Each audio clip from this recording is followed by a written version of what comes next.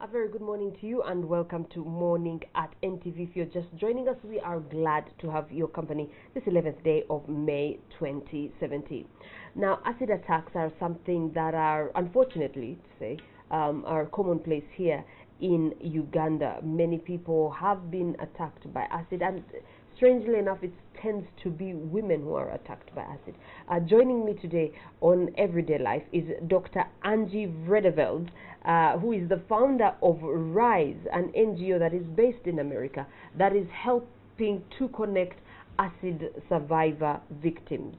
Is that correct? Did I get it correct? That is correct, yes. Okay, Angie, welcome to Uganda. Welcome to Morning at NTV. Thank you for having me. So you started this organization to support acid attack victims. That's correct, yes. Why did you see, was there, tell us the background to this. Well, the background is sort of funny in that I never planned to start an organization and actually didn't really know a lot about acid attacks until about 3 years ago.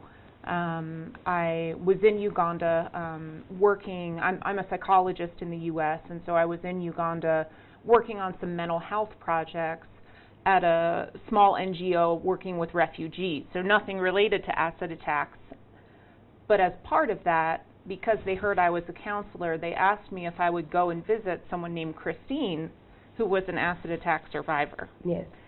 And they told me that she had not left her house in over 2 years because she was so ashamed of the disfigurement that occurred because of the attack. And I remember thinking at the time that maybe I just wasn't understanding them very well. Maybe it was lost in translation because I didn't know that acid attacks happened in Uganda. But when I went into her home to visit her, obviously I realized that they did. And that's really what started my journey working with acid attack survivors here in Uganda. Okay. During your time in Uganda, about how many people have you met? How many people have you worked with? I have, worked with maybe about 15 to 20 acid attack survivors in Uganda, and then communicated with many more online in different parts of the world. Okay. Why do these acid attacks tend to happen, in your opinion, like with these people you have met? Yeah. What's the cause of all this? Yeah. Well, so I'll answer that by saying this is the most frequent question I get in the U.S. because in the U.S. oftentimes people have never even heard about acid attacks. So first you have to explain, and then when you explain what they are, they say, what? Well, why? The best way that I've found to explain why to people in the U.S. is to say it's a weapon of violence, like a gun would be a weapon of violence. So there's no one reason that someone would use a gun, just in the same way there's no one reason someone would use acid. However, it tends to be used more frequently because it's easy to access, relatively easy to access, and it's inexpensive. Really? Yes. About how much is it? Yes. Because sometimes I wonder, is this acid got from schools? Where do people get this acid? And what kind of acid is actually used? Yes. So it's concentrated sulfuric acid. Yes. Is the most commonly used, and I have not attempted to purchase it myself, so I can only tell you based on what other people have said. But it costs $1 US or less for a liter. And a liter can do significant damage, yes.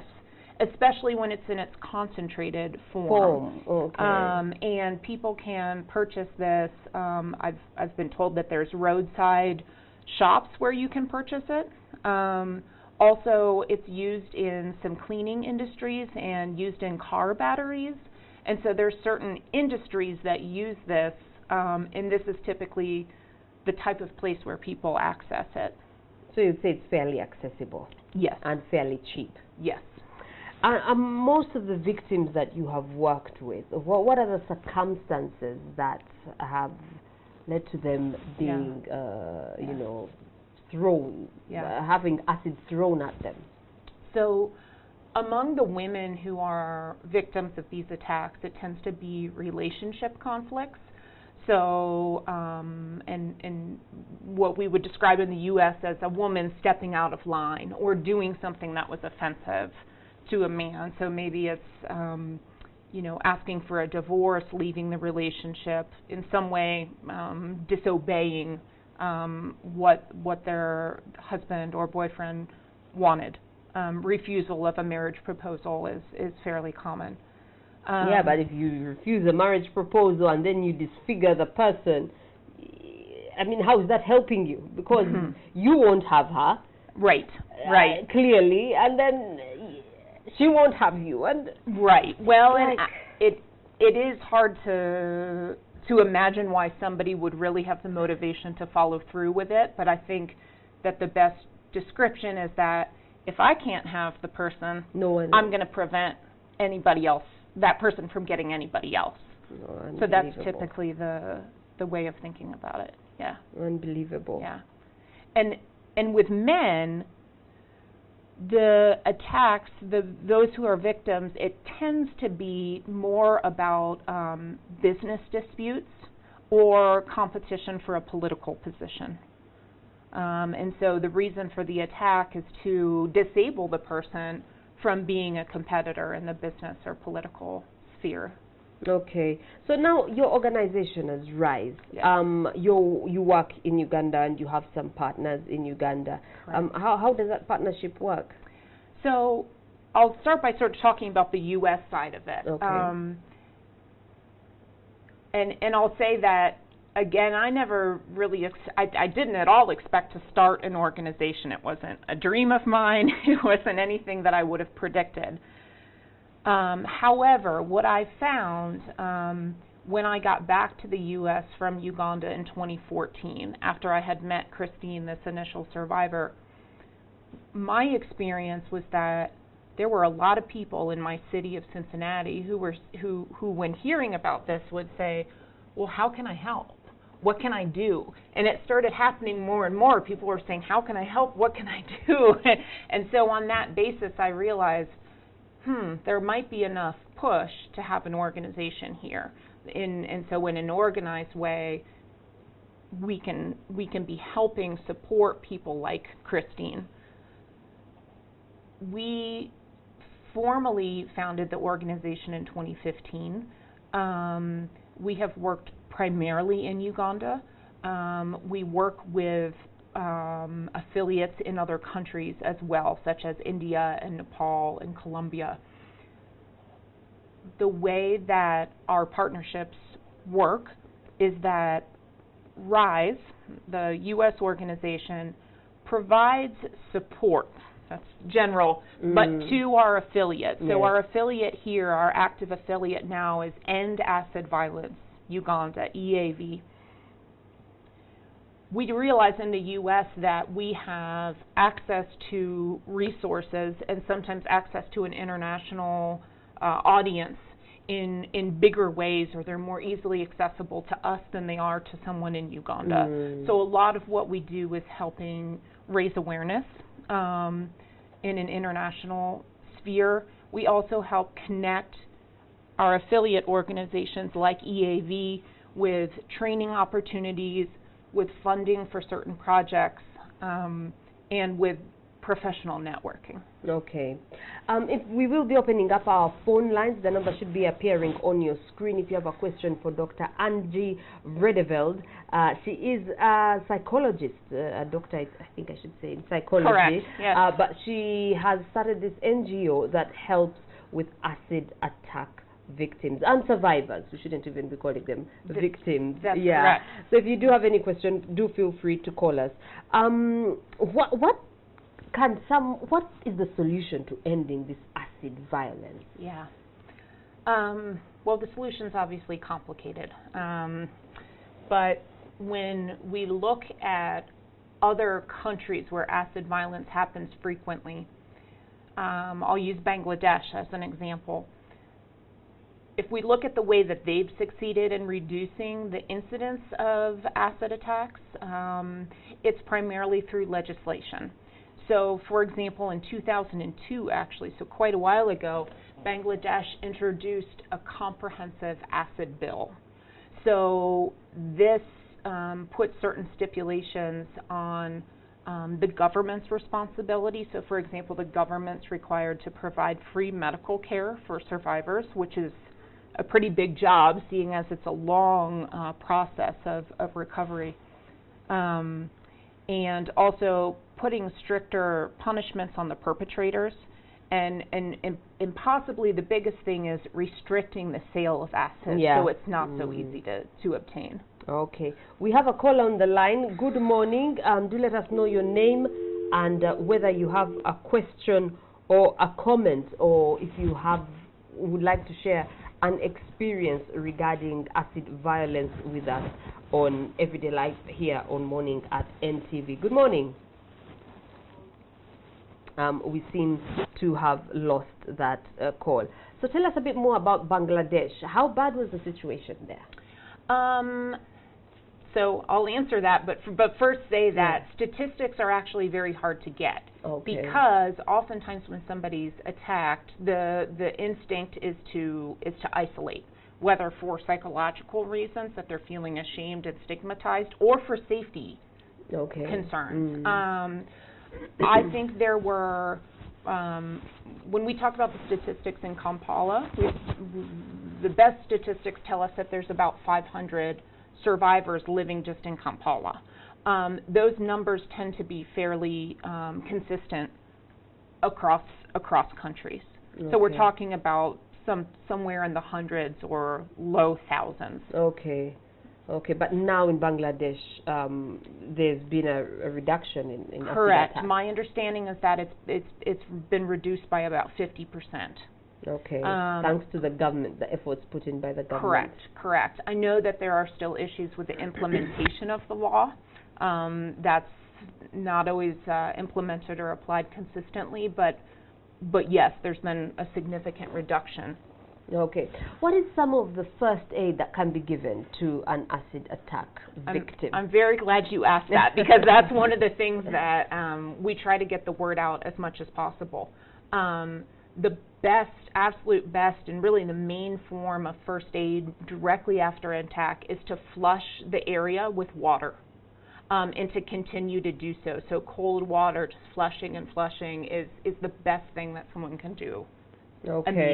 Immediately. Correct. Yeah, but I sometimes in the moment, some of the stories I've read, people don't even know what has happened, and because it's the face, they can't see. They're groping around, trying to find something, maybe just yelling and wondering what on earth is this. Correct. Yeah. And that's part of why it's important, and we're so grateful to have the opportunity to be on television this morning and any kind of media attention around this, because of course, no one expects this is going to happen to them. However, the more people who are aware that this is happening, and the more people who are aware of things like first aid, maybe it happens to me, but you're with me, and you've received this information, so you know what to do. So, Okay, do you help in getting justice for the acid attack victims? Is there any role you play in that? That's more of an aspirational role. We know what will be most effective, in that oftentimes in Uganda, either the case isn't followed up on at all, or when it is followed up on, oftentimes survivors are assigned a public defender who isn't always so invested in the case. I've heard stories about public defenders not showing up certain times, or there being different defenders. So part of what we hope to do is, for example, to partner with like an organization like Barefoot Law in Uganda, or to raise funds for private prosecutors. To help in getting justice for these victims. Correct. How else can people be involved? People who are watching it at home. What else can they do to help end this acid violence? Well, I think the biggest, most single thing that people can do is help spread awareness. So I know it sounds really simple, but if they see this interview, to share this interview with other people, to share information about first aid, we are in the process of helping EAV, End Acid Violence, secure a toll-free line. Okay, so that yeah. when an attack happens, or when someone needs information about first aid, or they want to report an attack that happened 10 years ago, to be part of the sharing of that information. Okay. Part of your mandate, I believe, is helping these acid victims become economically independent. Yes. Have you found that most of them find it hard to reintegrate into society after the attack and maybe lose employment, or are not, people wouldn't hire them? Has that been your experience? Yes, briefly. And I would say it sort of depends on the survivor and in the situation that they were in prior to the attack.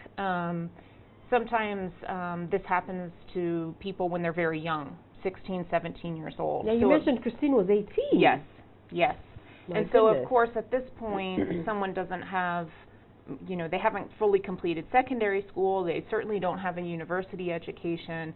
So their prospects are very limited for economic sustainability. In many ways, I think those survivors are in the most difficult spot, or have the highest hill to climb after the attack. There's others who, for instance, were a business person, had a small business before the attack. Yeah. They were attacked, and after they medically recovered, they've returned to their business.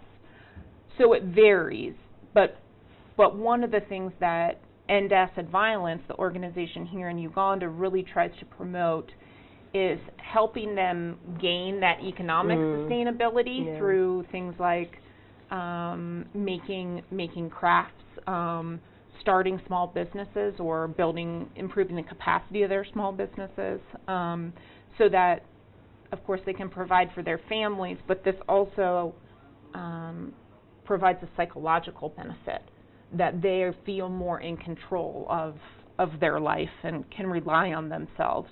Okay. Yeah. I'm not sure if we have a call on the line, but we are speaking to Dr. Angie Vredeveld. You can call in right now if you have a question that you would like her to answer, or maybe if you have an experience that you would like to share, as we're talking about acid violence. Like you said, people use it as a weapon for attack. No other reason, but basically as a weapon for attack. She is a psychologist, a doctor, but with the NGO she has, they are helping acid attack survivors. Good morning. Hello, good morning. Yes, do let us know your name and your question or comment. I'm called Julie, Yes, Julie. and I was attacked by acid, and I'm very grateful to see this program on NTV. How are you now? Were you badly disfigured? So much that you can't even imagine if you saw my face. Before, did you get justice? Yeah, I did not get justice at all. Oh, okay. Are you being helped at the moment? No, I'm just at home. You're just at home. I believe that someone like Julie can contact you. Absolutely. She can contact me, and what I would do is connect you, Julie, to the director of End Acid Violence, Ernest Kayanga. Either one of us would be happy to connect you to the resources that we think would be of most assistance. Okay, Julie, I'm very unfortunate to hear about your case, and we do wish you a quick recovery. And it's good to know that you did survive that acid attack. Please do contact Ernest, as she has said. I do not know if we have another caller on the line. But such stories, I mean, she says she has not been helped at all. Yeah. I think sometimes in Uganda, you wonder, where do you even go? Where do you begin? Yeah. We have another call on the line. Good morning.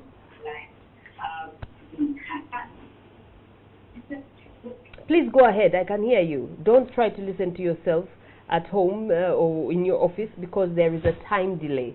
So as soon as you hear my voice, yes, hello, good morning. Good morning, how are you? I am very well. Do let us know your name and your question or experience. Oh, we have lost that caller. The number is on your screen. We are talking about acid violence today. And Dr. Angie here, Vredeveld, is from Ohio. She's the founder of RISE, an NGO that seeks to, give hope and support to acid attack survivors. Good morning. Good morning to you. Yes, please let us know your name, your experience or question. Musa from Mutundwe. Musa from Mutundwe. Now. Okay, go ahead, please.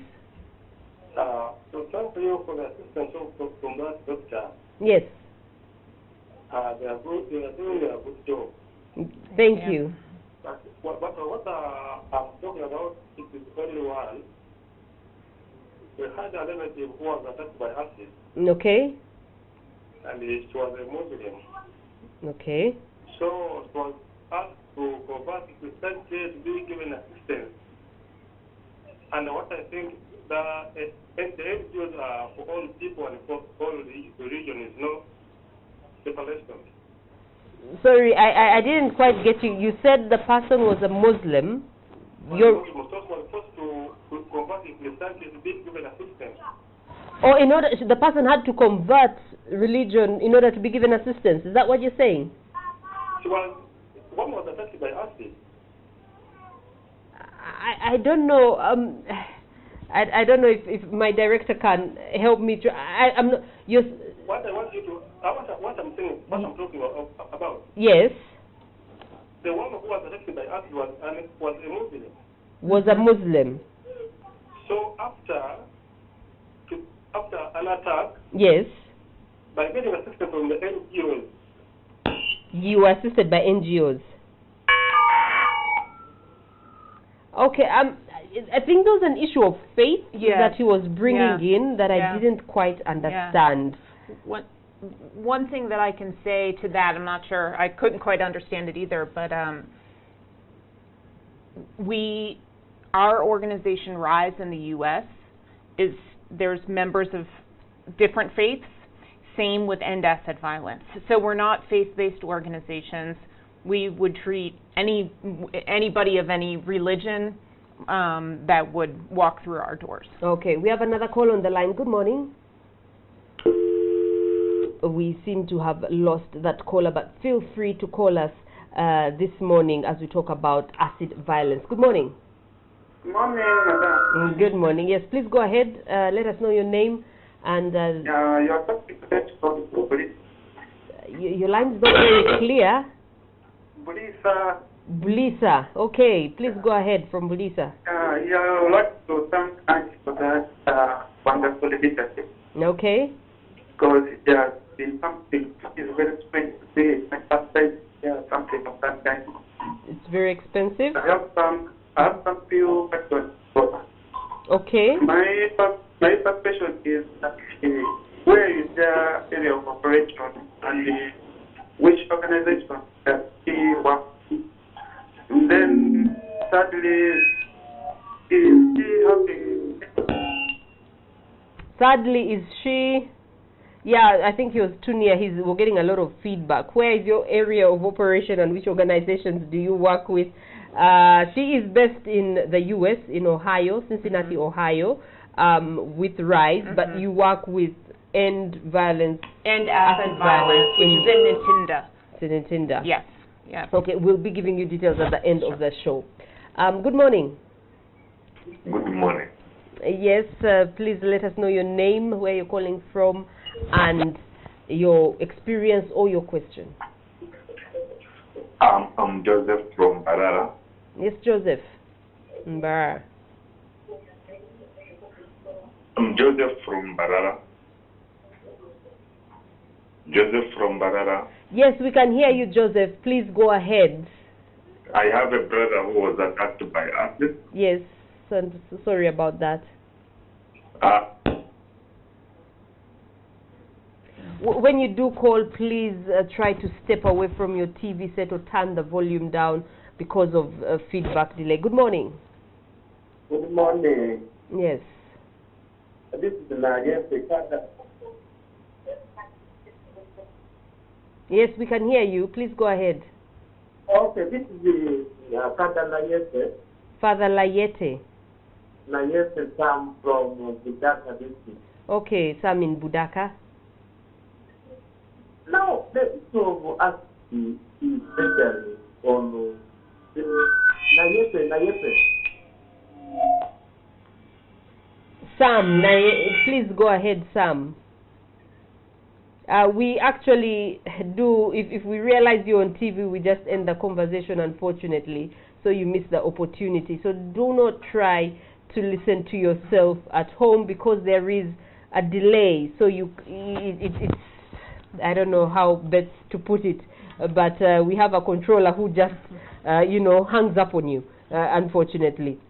Number is on your screen. Please call. Hello. Once you hear my voice, just go ahead. Good morning. Good morning, how I'm very well. Please let us know your name, where you're calling from, and your question. And turn down the volume on your TV set. You're calling from Chisasi, okay? Yeah. Yes, please. So I think that the organization is very good. Okay. And you're doing good for the nation. Just that me, I'm in a sort of psychology. Okay. And yeah, but I could still hear myself in your conversation, in the conversation. I think she was talking, she was just saying she's doing psychology as well. I don't know, no, do we have time for one more caller?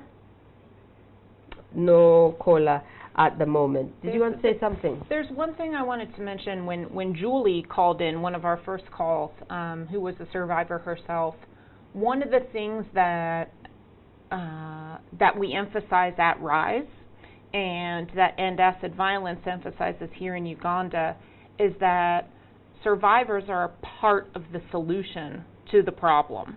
So I think sort of the typical way that we think about it is we are the helper and they are the victim. But what we do our best to encourage is that survivors actually become part of the organization and part of the solution themselves. First of all, we need their voices because they're the ones who have experienced this, or the voices of their family members. But also from a psychological standpoint, it's much more empowering to feel like you, although you've been through this terrible tragedy, that you're able to get some kind of blessing or some kind of strength out of the experience. And so to be able to, for instance, even something as simple as sharing a Facebook post or giving an interview, being in the newspaper. These are things that are really powerful for survivors. And so for anybody who's listening, I really encourage you, family members, survivors, to contact myself or contact Ernest of End Acid Violence so that we can help find ways to include those people in these efforts. Okay. Do we have any other caller on the line? Okay. How do people get Ernest from End Acid Violence? The easiest way, they have a Facebook page, but I also can provide the phone number. I don't have it on me at the moment, but I can provide the phone number, both the toll-free number and Ernest's number. Okay, let's first take this caller. Good morning. You're live on Morning at NTV.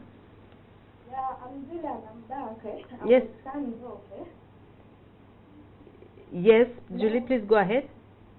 Yeah, I was still telling you that I had a really big problem with police. Ah. Yeah, they sabotaged my case so much, so much that I really hate police with. Oh, unfortunately, we seem to have lost her, have we? Yeah. She's still on. Okay, yeah, please go ahead, Julie. Yeah, somehow they sabotaged me, and I was working in a company. That company did not even mind about. Oh, we can't. Okay, let's take another caller. Good morning. Good morning. Good morning. Yes, please go ahead with your name and let us know your experience or your question. It's the issue of this is Nayepe Dam from Obodaka. Please go ahead, Sam.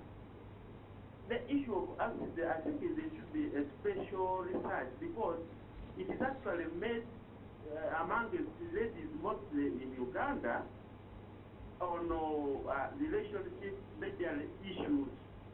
So I think a special research should be made to make sure that there is a deter on selling of acid to ladies medical because there should be a special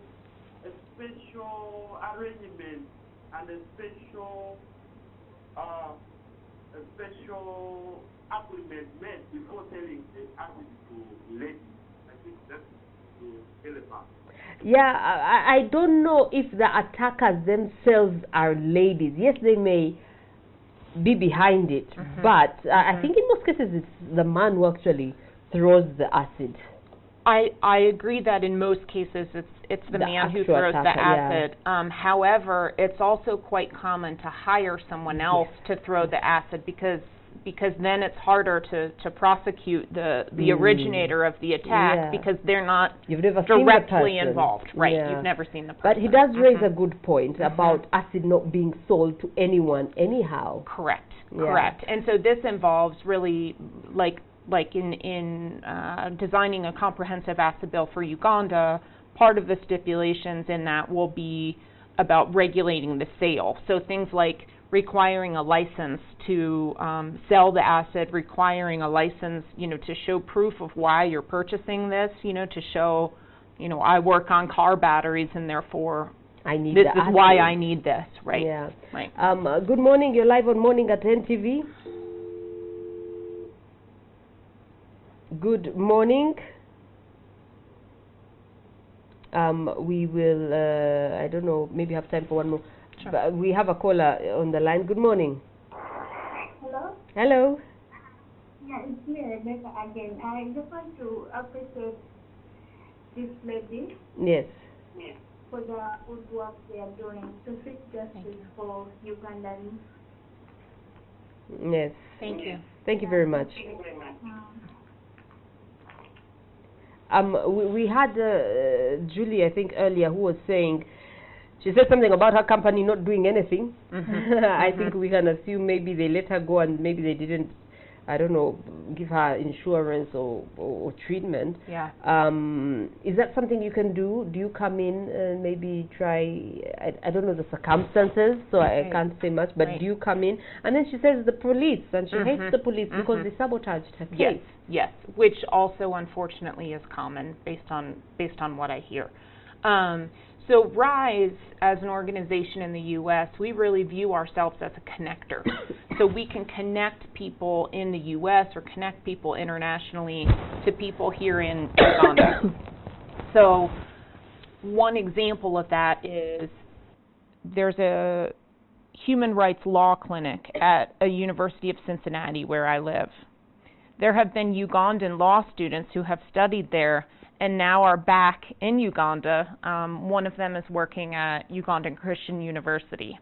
They are helping in these efforts. They, in efforts to draft a comprehensive acid bill, they're also working with, they plan to work with police to help sensitize them to acid violence so that the police are more involved in a satisfactory response when attacks happen. Okay. Yeah. Okay, thank you very much. We have got to end it here, but Dr. Angie, thank you very much for coming. Thank you for what you're doing. Thank you for the having sacrifices me. you've definitely made. Once again, how can people contact Ernest? You're about to give them the toll-free number? I don't have that on me, but we will. The best way is to look for the Facebook page, End Acid Violence. End Acid Violence. End Acid Violence, EAV. Uganda. Uganda, yes. And on there, you will find the contact information for Ernest and the toll-free number. Okay, so End Acid Violence Uganda on Facebook. The easiest way, I believe it is a very active page, at least one that is checked often. Yes. And do you have as RISE, do you have a Facebook page? We do. Yeah. We do as well, yes. And we have a website, so people are encouraged. We are risecoalition.org. our website, and we also have a Facebook page. Okay, risecoalition.org, www.risecoalition.org. Yes. And we've got to end it here on Morning at NTV. Farida Nakazi is up next with Moses Mutia.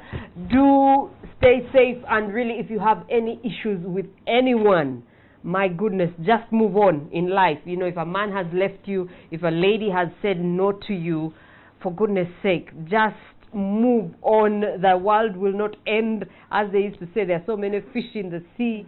You may think that that one person is the only one for you, and if you can't have her, you can't have him, no one else will. Acid attacks are deadly, they are horrible, and no one absolutely deserves to have their face disfigured, especially over a business deal or a relationship or for whatever reason. And if you are selling acid, please be cautious about the people you sell acid to. And to the government people, we hope to hear over bills soon that will help in legislate. Is that repetition? Yeah. A bill that will help in regulating the sale of acid. Otherwise, do have yourselves a great day.